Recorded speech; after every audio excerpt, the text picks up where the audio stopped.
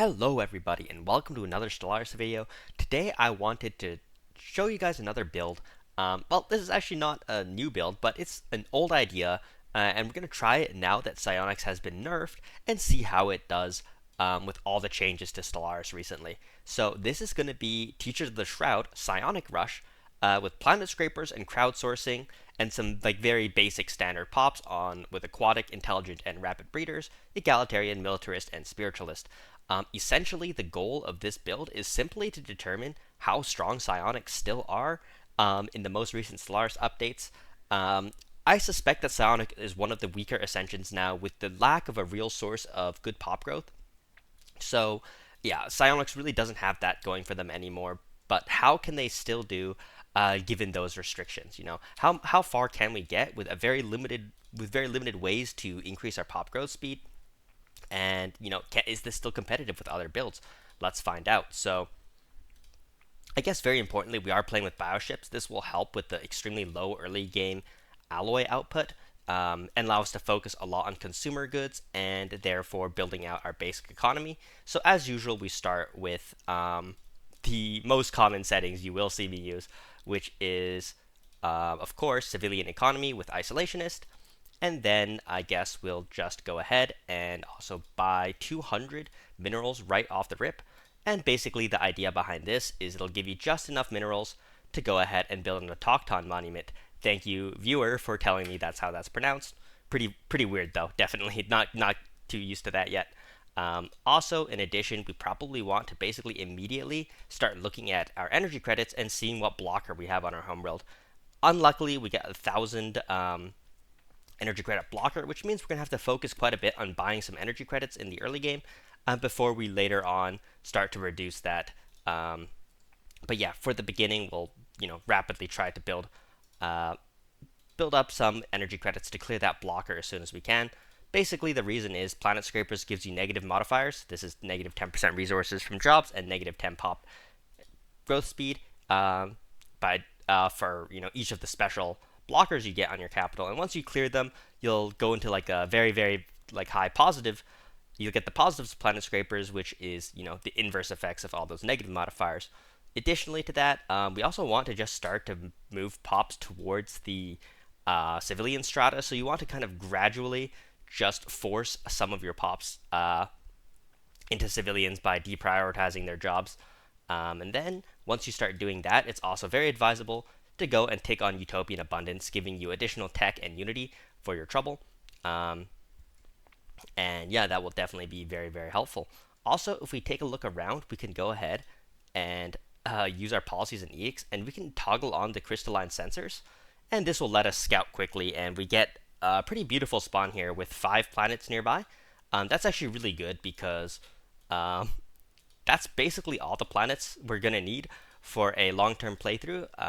Most Stellaris builds prefer to be wide, and even Psionics still does prefer to be wide, but I like to keep things realistically narrow, I guess. Not every game you're going to get 5, 10, 20 planets. Some games, especially in multiplayer, you would get stuck with 5 or even 3 planets, right? If you get 3 planets spawn, it's often pretty rough, and it'll be tough to get out of that situation. But any additional planets you do get is always helpful. So we're gonna play as if we get a pretty average number of planets, maybe 4 or 5, and that should be pretty nice. We don't have to start building our colony ships right away, and essentially the reason for that is we only need to start to build up our colony worlds once we need to start moving consumer goods off our home planet. And we need to start moving consumer goods off our home planet basically only once we start to run out of civilians, which will be our main source of consumer goods for the early game. As you can see, we're bleeding quite badly in consumer goods right now, but that is going to turn around very quickly as soon as I unlock this tradition right here. And this tradition right here, adaptive economic policies, this essentially allows you to turn your trade, which is currently turning into energy credits and trade, into consumer goods, which immediately fixes all your consumer goods issues. Let's go ahead and take this and then go ahead and turn on the edict, or the policy I mean, consumer benefits, and you will see next turn that our consumer good problem will immediately be solved, and giving us a bunch of extra trade which we can dump into say minerals, and even consumer goods and alloys and anything that we do need. We just do need to clear out more pops on our capital. So what we need to do now is probably deprioritize enforcers, priests, metallurgists, even artisans at some point. Most of our farmers, technicians will do as soon as we buy our Shroud Preacher, and even the miners, um, even though we need more minerals, it's still worth it to clear out the miners, which is pretty funny. And also, we'll just go ahead and expand the council as our first major tradition. And yeah, as you can see, our basic economy is pretty good despite canceling all the basic jobs, and we still have positive trade. We have vastly positive consumer goods, minerals, like everything is very good here. And basically, we can just start to immediately build research labs, right? Because this build does want to produce research the old-fashioned way, I guess, which is through traditional means, which means factions and, or this is, I guess, new, which is with factions and just with specialists. And yeah, the tech output is not bad. As you can see, we're already at 160, and I suspect that's only going to increase nicely as we start to get more tech jobs rolling. For now, of course, we're producing tech the old-fashioned way, which is always a nice change. Also, let's go ahead and buy the Shroud Teacher. We should do this basically as soon as we can. I guess we'll just manually buy 100 energy credits to afford him immediately and swap him as the leader of our capital. Even though we lose that trade value benefit, which is very, very nice, having a level 5 governor immediately kind of offsets any of the downsides, and is vastly, vastly worth doing. One thing you can do also is at some point you will need to employ some farmers, just because as you can see we don't quite have enough food. We can also just buy some in order to offset that, and also remember to build hydroponics farming bays on any of your star bases that you do build. And you can even put in a buy for a couple alloys per month, and this kind of trickle of alloys will be enough for you to consistently build new star bases in addition to that little food you're buying, which is obviously a nice touch. And now we can open into something like statecraft, and statecraft will give us access to leader XP every time we pass an agenda, which is also very nice for Psionics, which is somewhat reliant on having high level leaders for additional pop efficiency to kind of offset the fact that you don't get very many pops, kind of no matter what you do with Psionics. Even if you happen to get lucky and roll early clone vats, you're still going to struggle with your pop count pretty early into the game, so just do beware of that. Yeah, unlike other builds, like Psionics really does struggle with pop growth, but it kind of offers a fun challenge and trade-off, which is where you get really high pop efficiency in exchange for really low amount of pops. And it's definitely an interesting playstyle. And one thing we want to do here eventually also is just replace this with, say, an engineering tech enclave. As you can see, our engineering tech is currently not very good. So yeah, anyhow, we're just going to continuously play on. We're going to and I'll kind of update you on the important things that we select throughout our Empire's journey. Alright everybody, I just wanted to do some quick updates.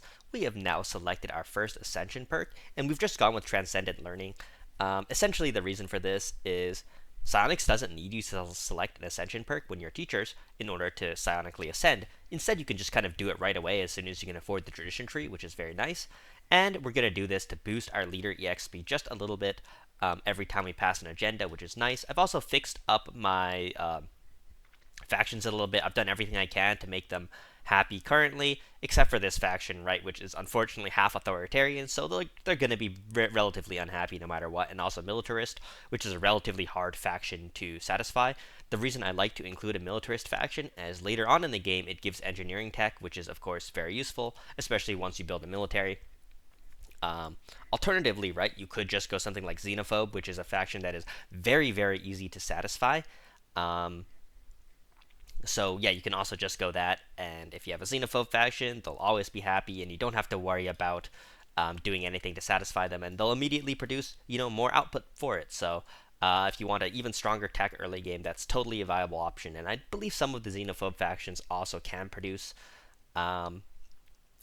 engineering, though I believe most of them produce society tech, if I remembered correctly. So yeah, crowdsourcing is definitely an interesting thing to take, as there is some knowledge to what you need to mini max for in order to get the most out of it. But I'm just using it for a small bonus to technology, right? Which you can definitely notice it is decently helpful. 300 tech and 126 unity at year. What is this? 6 is definitely nothing to scoff at, and this is only going to get better as, say, this materials workshop finishes and some city districts. As you can see on our capital, we've gotten rid of that consumer goods area, and now we're kind of focused entirely on tech on our capital. So every time we build a city district, we'll get a lot of extra tech jobs, which is very, very nice. And also, prosperity, little prosperity dip into standard construction templates helps with the build speed and just overall, build cost on every planet, which is very, very nice. And then, yeah, now we can basically also start to just go ahead and, every time we take a new star base, we can, build some hydroponics and solar panels on it, which is kind of new to bio. And since it costs food, as long as we have a positive food output and even a tiny bit of alloys, it should be enough to sustain that, helping us to, build out into the galaxy very, very nicely, and just also continuously build, mining stations as we expand. And also we can even get our next colony ship up and running. We'll probably just bulk buy a little bit of food to get that started. So yeah, that is very, very nice. And we can get Cirrus colonized. Once again, this build, you're no rush to colonize your first 2 colonies. You can kind of just do it whenever you can afford it, as it doesn't really affect your pop growth speed. It only affects how many buildings you can place down, right? Which will eventually become a limiting factor, but you're more limited by pops most of the time when playing Psionics. So anyhow, we're probably just going to skip ahead now until we're basically ready to take Psionic Ascension, which is when we finish Colonial Centralization, and then the Psionic Guaranteed Tech when you take Teachers after that. Alright, so we have finally finished the Psionic Tech. It took a while since I stopped to do a few blocker techs, but anyhow, so that means we can finally take Psionics, and I've also been stocking up Unity, so I've had enough to immediately unlock the Psycore building. And, well, the reason we want to immediately unlock the Psycore building is it's just a really, really good building. In which category is it under again? I think it's under government. So, yeah, let's go ahead and prioritize that and get a Psycore going as soon as we can. One thing you will know about the Psycore is you must have upgraded your capital building in order to build one. And to upgrade a capital building, you need 2,500 pops to a planet, which means it'll be quite some time before we're able to get these available on our colonies. I basically decided that I want to use this colony for all basic resources, and then this other colony for consumer goods and alloys.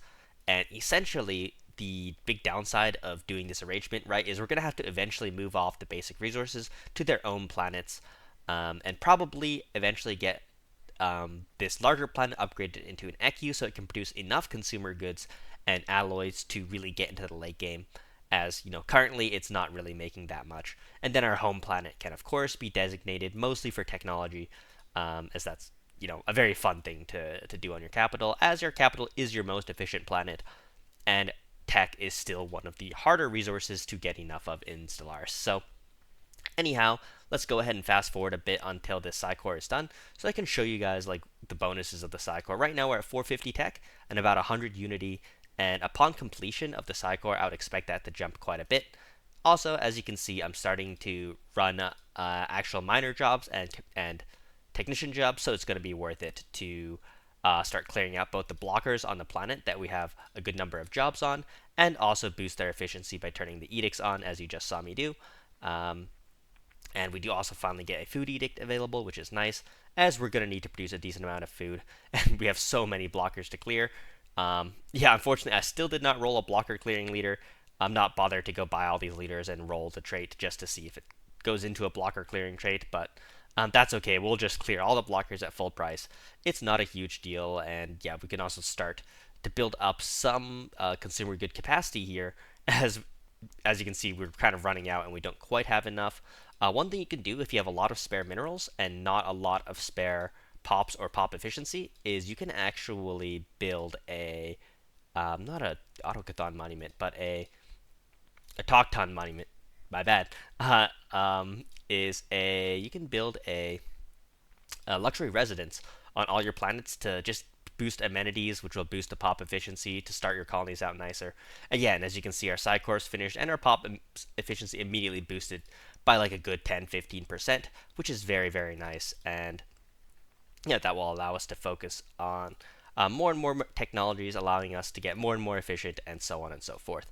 Um, Also, as soon as we manage to get to this state in our tech tree or our tradition tree, we also unlock the ability to form a covenant, which is a very, very nice thing that we would want to do. So we're going to go ahead and wait for that, and then we'll be back. Alright, guys, we now finally have enough unity to breach the Shroud, so let's go ahead and do that. Basically, when you breach the Shroud, all you really do is you go into this situation and click Start Research. Yeah, it's not as entertaining as you thought, but you have to do it twice, and then you'll eventually get the option to form a covenant. So, yeah, we'll be back when that's done. Also, as you can see, our basic economy is doing really well. Almost 600 tech and 200 unity. And we just have some consumer goods issues, and really we can fix that by manually migrating some pops over to our um, designated consumer good world here. But for now, we'll just continue. We'll buy some whenever we get too low. So, yeah, we'll deal with the questionable economy. All right, everyone. A couple of researches later, as you can see, we have now gained the option to form a covenant. Yeah, we just had to do another situation, and as you can see, we're also running low on rare resources here. So, yeah, we're gonna need to fix this situation soon. We're also getting critically low on consumer goods, except we can't really afford to buy that many anymore. So that's a problem, and we just finished the tech for more consumer goods actually. So hopefully that fixes things. In addition to, I'm rushing out a civilian industry here, and hopefully we can go to the positive. This will help with the crystals too, as I'm currently minus on crystals, and that is really doing a damage to our economy at this point. Minus 15% resources from jobs. 25% devastation and a couple exhausted deposits is probably worth it here, especially since this is just a basic resource world.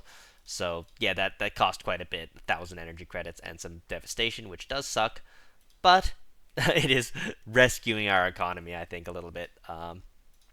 Yeah, and our consumer goods, how are our consumer goods doing? Looks like we just need these to fill in with pops, and then we should be okay. Okay, I think this is getting ridiculous. I think we need to first just bulk sell some of this, and then species. I didn't really want to do this because this makes our factions less happy, but I think we need to enable resettlement, as it's just a bit too annoying to manage pops without resettlement. So now we can resettle pops manually. Just move over some civilian cat girls to fill out these specialist slots. And yeah, very quickly now we should be able to get towards the positives for consumer goods, which is definitely being a bit of a struggle so far. As you can see, we're losing a lot of tech. I was close to 800 tech at one point, but we've dropped back down quite a bit simply due to losing out on a lot of pop efficiency. And as you can see, we're also running low on trade because we've bought so many consumer goods that now the consumer goods are really expensive. And if we remove this, we'll go negative on trade again. On the bright side, we do have an arc furnace coming up, so that's a good source of minerals and eventually a good source of alloys as well.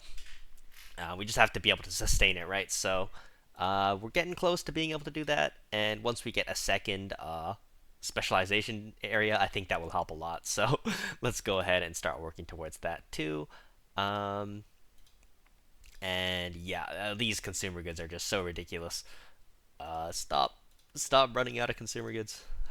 Actually, this is the problem with building a secondary planet as a consumer good world, is it can be just a little bit difficult to maintain your consumer goods situation while it's still building up. And now that we're positive on crystals, I guess we can sell some of those for some more consumer goods and just keep that sustained until the moment we can finally fix this for once and for all.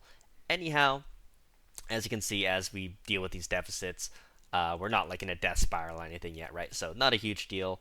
Our tech is climbing back up to a very, very healthy level. So yeah, that's fantastic. We can look forward to that.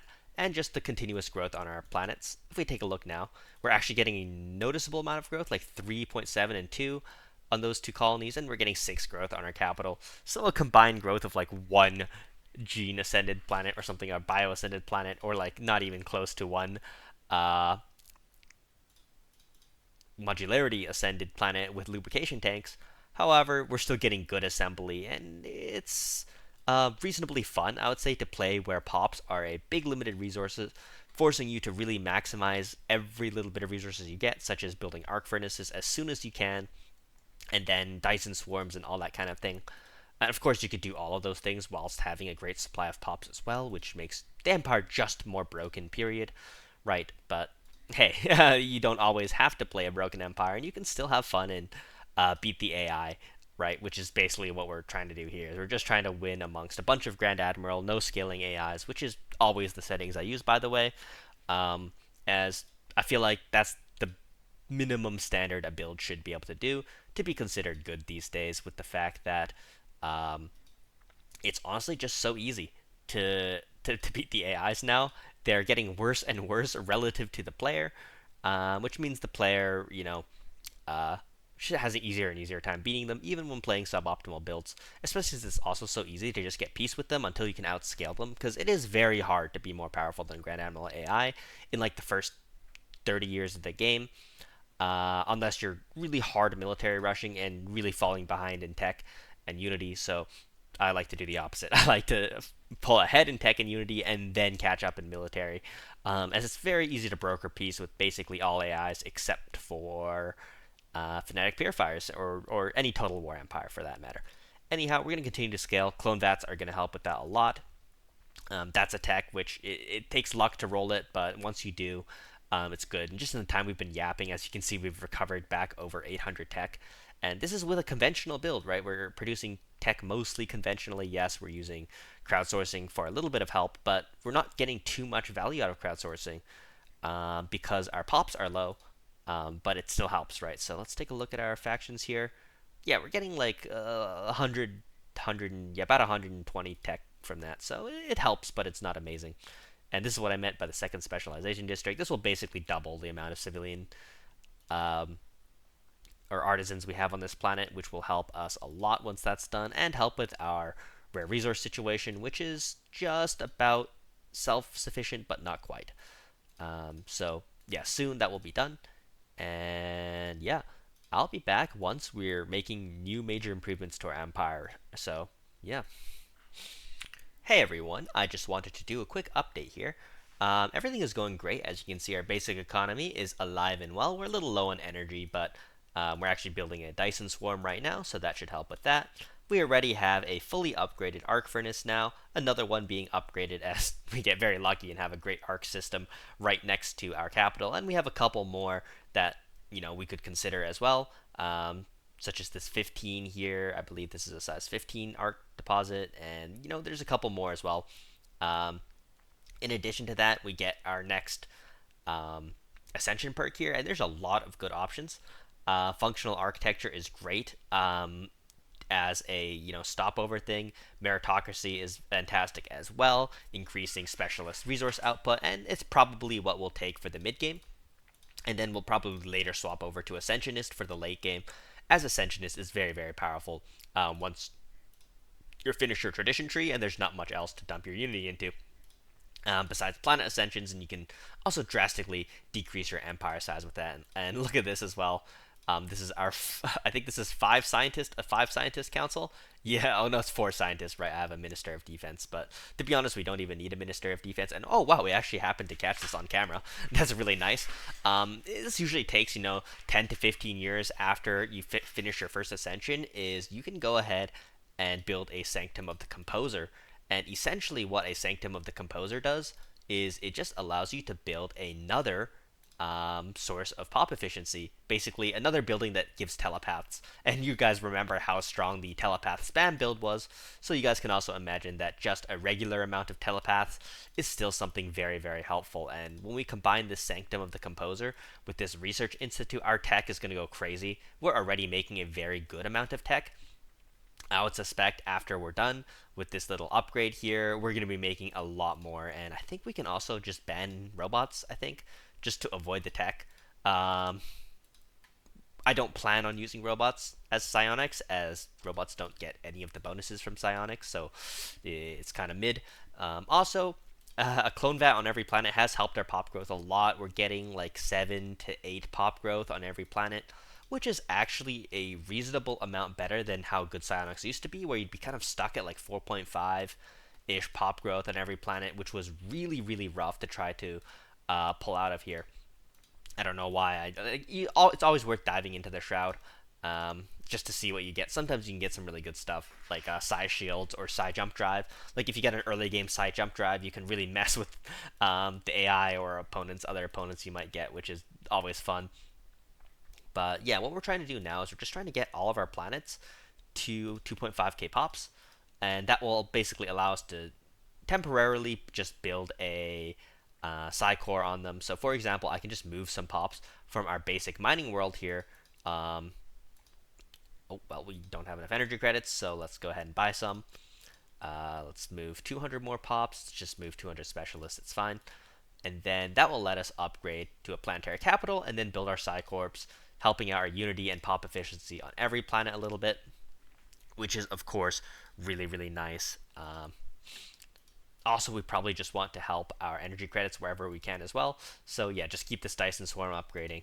And yeah, our energy credits, if we really need to, we can just prioritize technicians. And of course, this will fix our energy credits problem really, really fast. So yeah, let's just go ahead and do that for a while and just keep moving on forward. So basically the next good Shroud event also is really, really nice. And that is, it can usually take 20, 30 years. I don't know the exact timing. You could probably look it up on the wiki.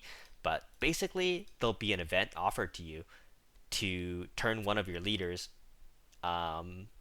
immortal, and then later on you can promote one of them to a new council position called a Divine Sovereign. And the Divine Sovereign is an absolutely amazing council position that boosts the efficiency of your telepaths from, I don't know, I think it's like plus 5% per 100 to like plus 10% per 100 pop efficiency. So you basically get on your capital planet, which is wherever you have the most telepaths, a ridiculous like plus 50% to pop efficiency or something like that, which is obviously amazing. Everyone who played the good old telepath spam knows how good base pop efficiency can be. And as you can see, our economy right now is kind of starting to thrive. We're pushing up to we're going to get close to 2k tech by year 40, which is really, really nice. We get food centers or the life complex. But we gotta go life complex. We are greedy for tech. So yeah, tech wherever we can get it, of course. Fantastic. And yeah, also once that Psi Corp is done here, we're gonna move some of the pops back as we're now making a good amount more consumer goods than we actually need. So yeah, that's fantastic. And yeah, just get the Psi Corp building here. And yeah, I mean, look at this. Also on our capital, we don't even have enough pops anymore. So yeah, we definitely need to move some of those other workers back. Maybe we can just move some from Cirrus. We don't need that many worker jobs, as we can kind of afford a lot of the structures we need now. So oops. Alpha Centauri, sure, whatever. It doesn't really matter. Cirrus, just move some workers back over to fill up all the tech jobs. And let's take a look at what our tech is now. Dang, that is really, really good. So yeah, even conventional psionics with the new boosts from, Stellaris 4.0 seem very, very nice.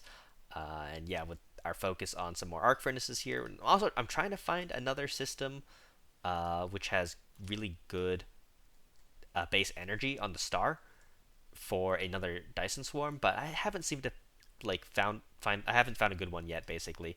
So we're just gonna focus on continuing with the arc furnaces for now. And also, at some point, I really do want to find the terraforming tech, which I believe we have somehow dodged so far. We do not have even tier 1 terraforming to transform some of these planets into ocean worlds. It's often worth it to colonize them just for pop growth, but I haven't done so because I'm lazy. So yeah, anyhow, we're just going to keep waiting for that as well. All right, everybody, it's been quite a while now. We're approaching year 50, and we're finally starting to colonize some new worlds here. So it's left a little bit late. We could have been looking at earlier colonies with either habitats or just colonizing not very habitable worlds and waiting for the tech to be able to terraform them while habited. Those are both good options, but we've just waited, done it the slow way, as being stuck on 3 planets for a while is actually relatively realistic, and we also are lucky enough to roll Shroud Preacher, which is really amazing. And the Shroud Preacher should give us another decent boost to the pop efficiency. As you can see, we're pushing 2.5k tech now, or like it's like 2.3k tech, which is very nice. Um, we can take Driven Educator and Great Researcher, giving us a really ridiculous tech speed now. I think we're plus 83%, and you can end up over plus 100 as you go on. For Mega Engineering, I believe we need to get Stingers, so that's the battleship equivalent for Bio. Um, and whoa, what is this? Minor artifacts from workers? Yeah, sure, why not? And yeah, for that, we've converted one of our districts on our capital to society, and that's just giving us some extra society tech that will help us eventually move towards getting those stingers unlocked as soon as possible, because our engineering tech is already starting to hit repeatables, which is really nice. We also get the dimensional replicator, which is another very, very nice thing, because with the dimensional replicator, we can start to produce ultra rare resources like nanites, dark matter, and that kind of thing. And while we don't particularly need nanites or dark matter or any of them, it is just cool to have access to them. And the reason we have access to those technologies is, of course, I've taken Cosmogenesis. You can also take Enigmatic Engineering, but I've now gone both. I just realized that's redundant. So I didn't have to take Cosmo. I could have just taken Enigmatic Engineering and rolled them that way. But anyhow, both is fine. That means we could get access to the Cosmogenesis ships too. We don't even have to complete the situation if we don't want to. We can just use the Cosmogenesis ships. And then probably from here on out, we're going to be focusing on things like Galactic Wonders and Master Builders, and maybe like Colossus Project and that kind of thing. Just like fun late game techs. We haven't done Supremacy yet because, once again, no need to take things like Supremacy before you're ready to militarily. And we could have a military if we want right now, right? Like 200 alloys and 500 food. We definitely need more food in the long run to have what I would consider to be a healthy amount of tech, right? So yeah, we're gonna work towards that now. And what is this? Raining corpses. That's so dire when you think about that. Oh my gosh. But yeah, I guess we'll turn something like this into a food world, and something like Cirrus, the second planet on Cirrus, into an alloy world, and then we can really have a strong military. Ooh, these are cool. Yeah, so this is like the bio uh, Fallen Empire ships, which are really, really cool. I've definitely never played with those before, so I might want to try those out. And yeah, we're also just, peaking at very, very high amounts of society tech from just one planet. And what we're going to want to do with these planets now is, I'm just going to buy some minerals to get the ball rolling, right? It is time to turn these into arcologies, right? As arcologies will allow us to really vertically scale these planets to a really like extreme level, which is obviously what we want. Or I guess not obviously, but it is what we want, because, well, when you get extremely vertical planets, you get to enjoy the benefits of, the extra telepaths and all that kind of good stuff. I do wish that the telepath buildings were a little different to the way they are. I think it'd be nice if you had access to more telepaths per planet as Psionic, not as much as your entire planet can be telepaths, but maybe like there's a Psi-Core upgrade or two. I think that would be very fair. And then the Composer building could also be given an upgrade or something like that. Or perhaps it could be locked behind an orbital ring, right? One of the orbital ring buildings you could get would be additional Psi-Core slots for your telepaths, and that would be fantastic in my opinion. As right now, I do feel like the telepaths are slightly lacking in terms of the number of them you actually get access to. Anyhow, let's go ahead and start on making a dedicated food world, as we've been operating with just one not very dedicated food world, which is just not enough to militarize. It's been just barely keeping up with the megastructures I've been building, right? So like these Dyson swarms and spheres everywhere, arc furnaces, right? As you can see, well, this time we're limited by Unity. Our Unity is not very good, surprisingly. One of the reasons, of course, is that we are on crowdsourcing, but I think it is probably time now that we can switch off crowdsourcing and go towards Ascensionists, as we are getting towards that late game. I guess we need to wait 3 more years before we can do that. Change. And Cipher Mauler which one is the equivalent of the Riddle Escort? Anyhow, we're not going to research those yet, as we don't want to offend any empires yet before we are ready with enough food. And yeah, with the clone vats on every planet too, the pop growth is like acceptable, I would say. It's definitely a lot better than pre-biogenesis update. There's now enough um, pops on each planet to say where you don't really feel like you're just waiting for pops on every planet everywhere all the time. 7 on each planet, 8.5 on our capital. It feels decent. Um, though it does also feels like it still needs more vertical expandability. And I think one way to do that is actually the medical center, as these give pop growth speed, and then multiplied by psionic efficiency, it could get pretty good. So we'll see about them. We get dimensional fabricator here, and that's very cool. So we're definitely gonna take that. Cute cat girls will not be bullied. If the Fallen Empire ever attacks you, just surrender. Most of the time, they don't do claymores or that kind of thing because they're unable to expand, so you don't lose much, except for maybe being humiliated or something like that. So yeah, never back down to the Fallen Empires. It's never a good idea or a particularly worth it idea.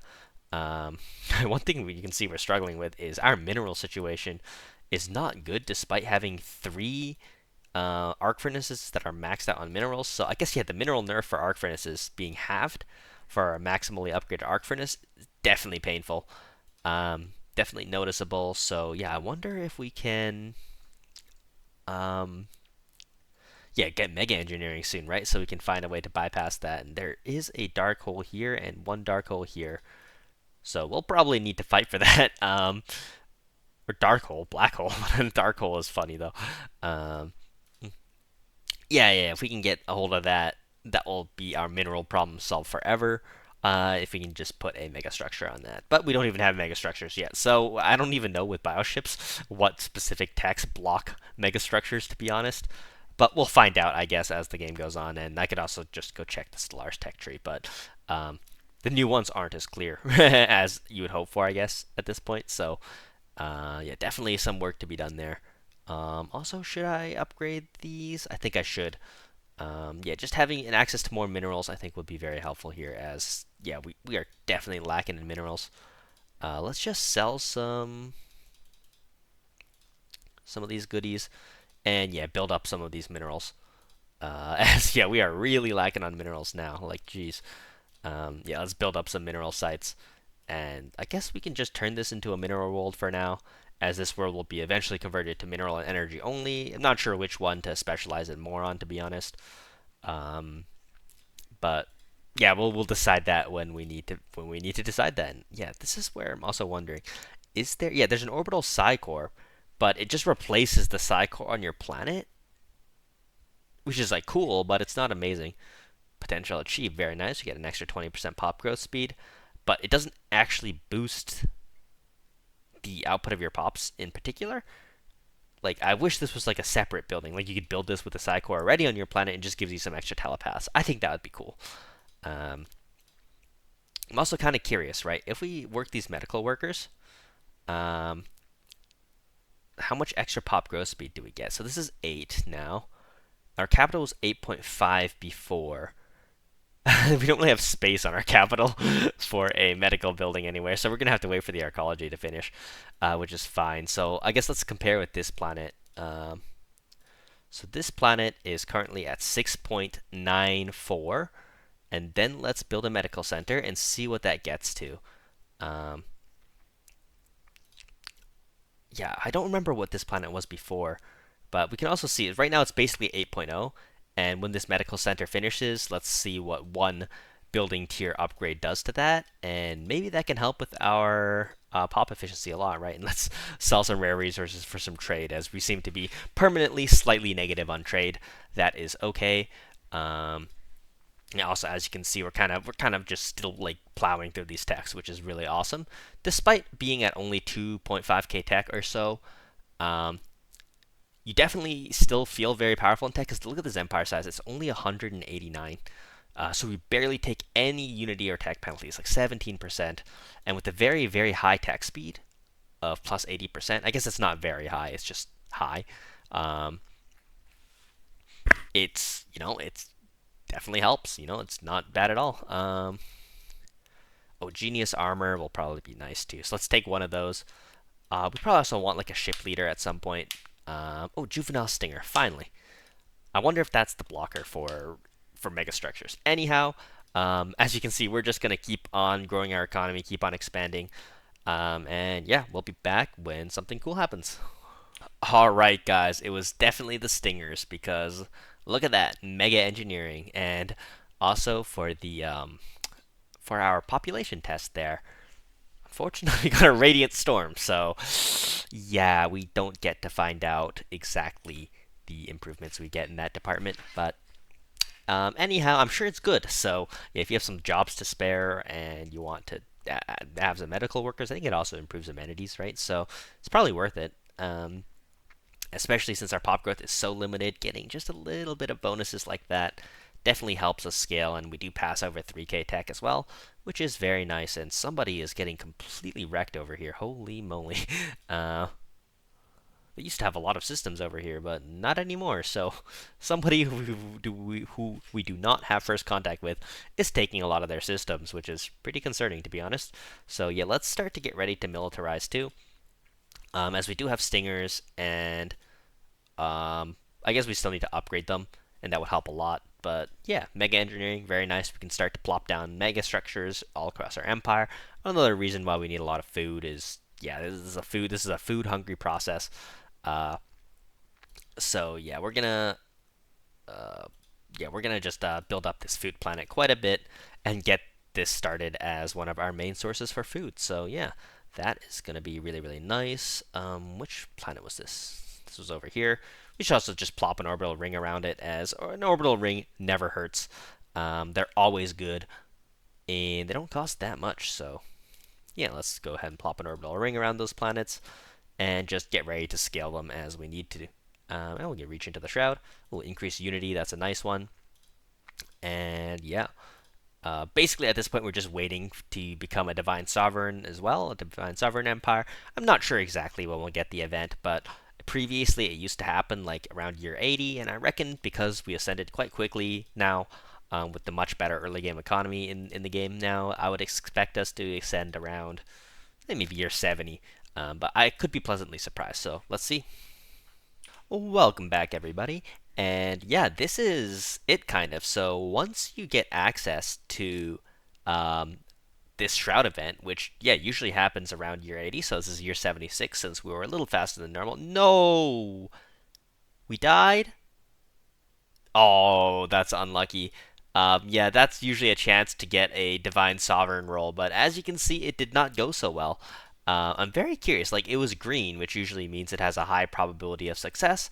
We were unlucky, which really sucks, by the way, since they were one of our better leaders too. Which means, oh man, we're gonna have to wait a while again till we get another chance to get a Divine Sovereign. So, yeah, we'll be back when that happens, I guess. And just for experimentation here, I'm actually gonna test to see if the event outcome is the same, because I'm kind of curious. So let's go ahead and load game from like a few months ago, and then I'm gonna see if we get the same outcome, right? Because this point, right, I'm only here just to show you guys the power of psionics, you know. Let's reach into the shroud again and Cutis Neko Mimi. Oh, okay, we died again. So clearly, it seems to be disconnected to like the event has already like chosen the outcome basically. So let's go ahead and do this again. Or did I load the wrong save?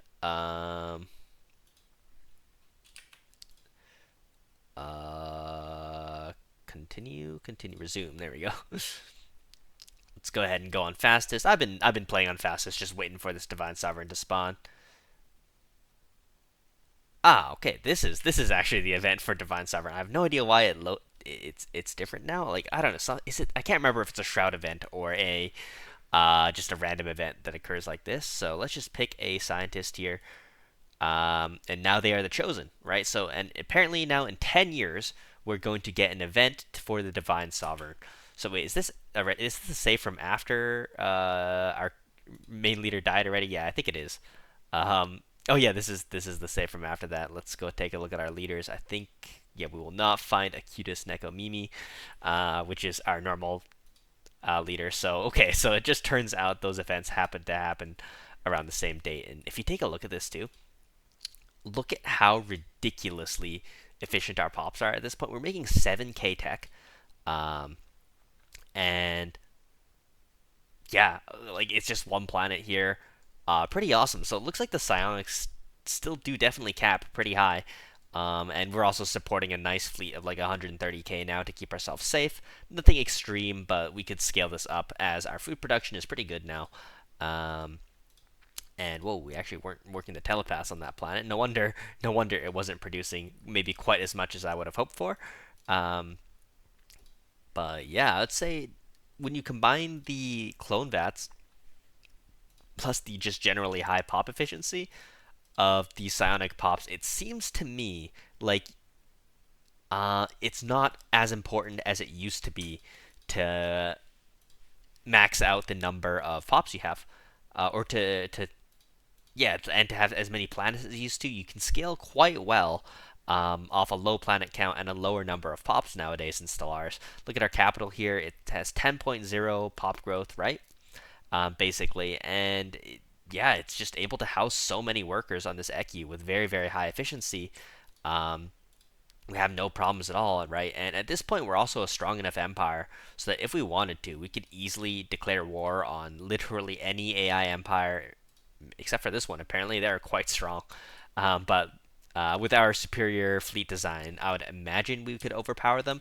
And also the fact that we have more than enough rare resources to toggle basically every edict on at once and suffer no penalty. So let's go ahead and do that as well. And let's kind of see how strong we are now. So yeah, like almost 200k fleet. And now basically everyone should be inferior to us, and we could just go take their pops basically if we want to.